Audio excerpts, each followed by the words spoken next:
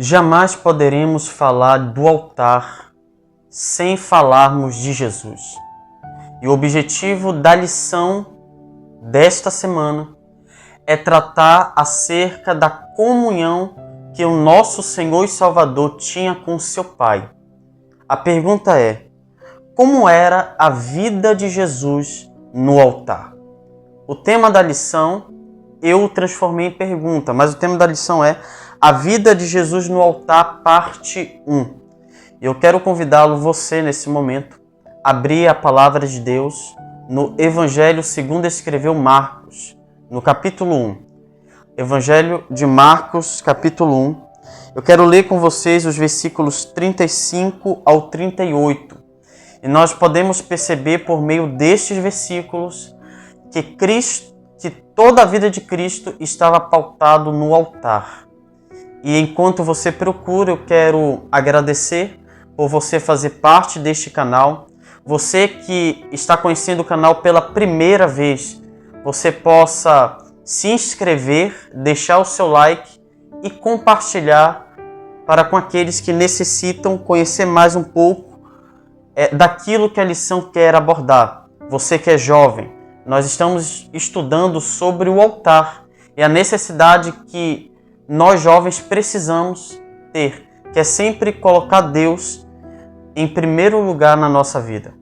Marcos capítulo 1, a partir do versículo 35, nos diz o seguinte: De madrugada, quando ainda estava escuro, Jesus levantou-se, saiu de casa e foi a um lugar deserto e ali orava. Simão e os que estavam com ele foram procurá-lo e ao encontrá-lo disseram: Todos estão te procurando. Jesus respondeu: Vamos para o outro lugar, para os povoados vizinhos, a fim de que eu pregue lá também. Afinal, foi para isso que eu vim. Então a lição ela nos mostra que Cristo ele sentia necessidade de buscar o Pai. E a Bíblia diz, logo no versículo 35, que Jesus ele sempre buscava Deus de madrugada. E logo aqui na parte de domingo, a lição faz a pergunta: precisamos acordar tarde ou acordar cedo?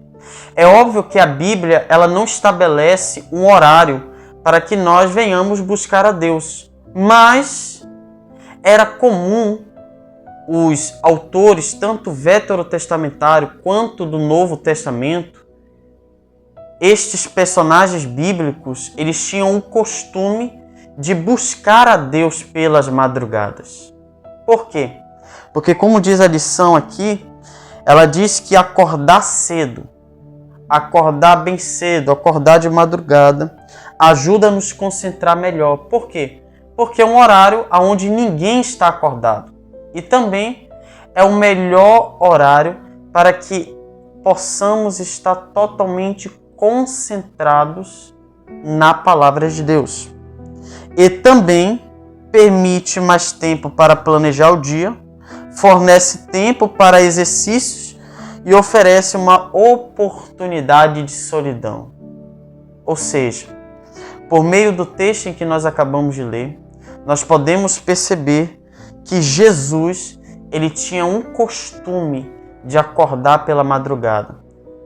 Por quê? Primeiro, porque acordar de madrugada nos ajuda a termos uma boa concentração.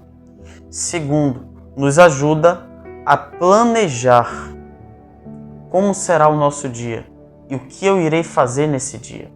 Terceiro, acordando de madrugada, após ali meu período de comunhão, eu posso fazer exercícios físicos e também ter a oportunidade de me autoconhecer.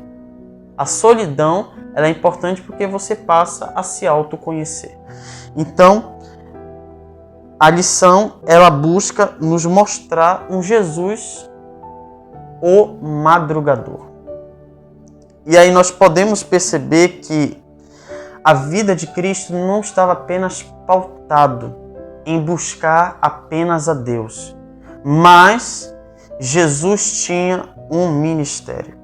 É interessante que a vida no altar, ela só terá sentido se após esse momento de comunhão eu saia daquele lugar para servir o meu próximo. Porque Jesus nos ensina que a nossa vida, a vida do cristão, é uma vida de serviço.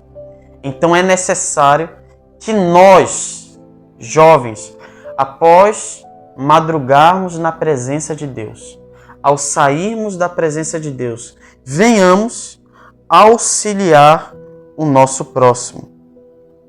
É interessante que o capítulo 4 nos traz 4 verdades essenciais acerca de Cristo. Em primeiro lugar, a lição diz que João Batista ele apresentou Jesus como aquele que é o Messias tão esperado.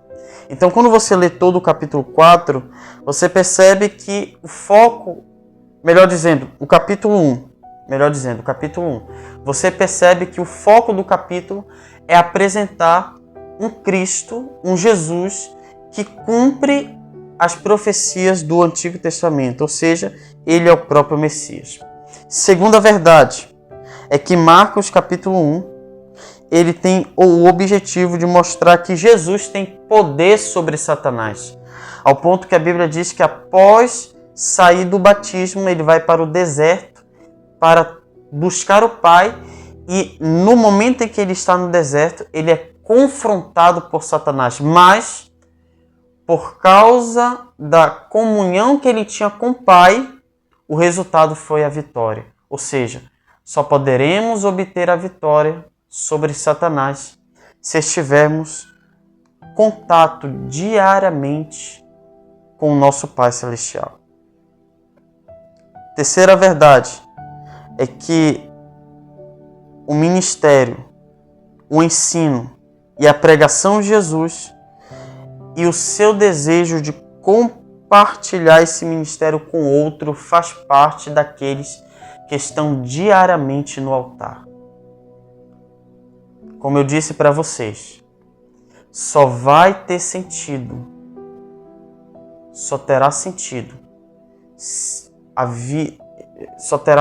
em estarmos diante de Deus se o resultado for pregar o Evangelho, ensinar as pessoas e compartilhar o nosso ministério com outros. E quarta lição é que Jesus ele tinha uma fonte secreta de poder. Que fonte era esta? Marcos capítulo 1, versículo 35, nos diz que de madrugada, em um período que estava totalmente escuro, Jesus saiu para um lugar deserto para fazer o quê? Orar. E a lição nos convida a tomarmos para nós o mesmo exemplo de Cristo, reservar um tempo diário para termos uma comunhão íntima com o nosso Pai Celestial. E Jesus, ele contrariou a cultura da época. Esse simples ato de sair da casa de Pedro e se retirar para um lugar deserto, Jesus ele estava contrariando um comportamento da época. A lição diz que não era visto com bons olhos uma pessoa, um hóspede, sair da casa de alguém sem dar satisfação para aquela pessoa. É interessante que Jesus ele estava na casa de Pedro e Jesus ele era um hóspede.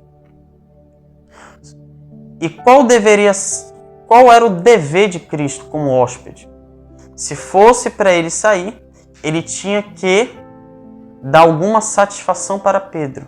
Mas a Bíblia diz que Jesus ele se levanta e ele vai para um lugar deserto, ou seja, contrariando o comportamento da época. A pergunta é: o que levou Jesus a tomar essa atitude? É porque ele tinha necessidade da presença do Pai. Eu sei que nós vivemos em uma geração que não tem o costume de buscar a Deus pela madrugada. Buscar a Deus pela manhã bem cedinho. Só que a lição ela nos convida a tomarmos o mesmo exemplo de Cristo. Contrariar a nossa geração.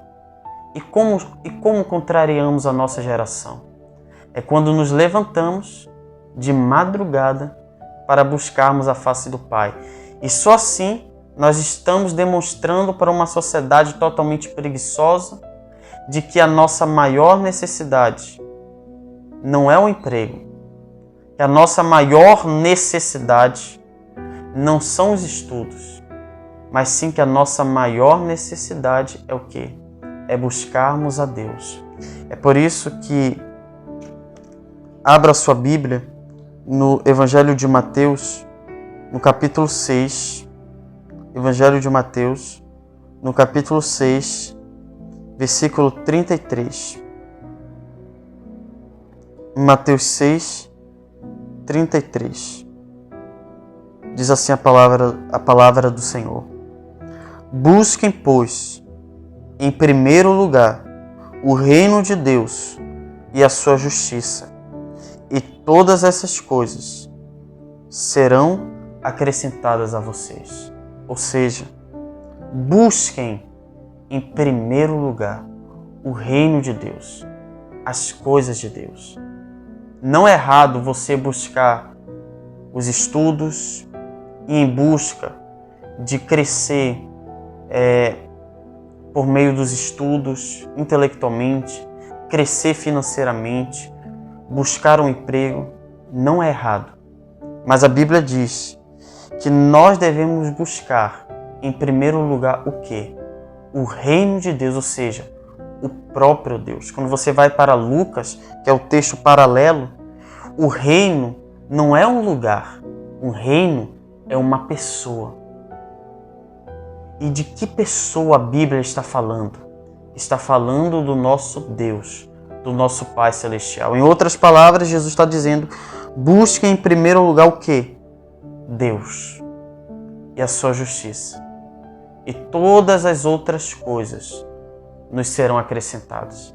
Estudo, dinheiro, trabalho, amizades, tudo isso será o resultado de uma vida que está constantemente no altar. É por isso que precisamos nos matricular na escola de Cristo. Precisamos ser alunos de Cristo. Precisamos tomar o exemplo de Cristo. Precisamos viver como Cristo vivia. E o que Cristo fazia? Buscava a face do Pai.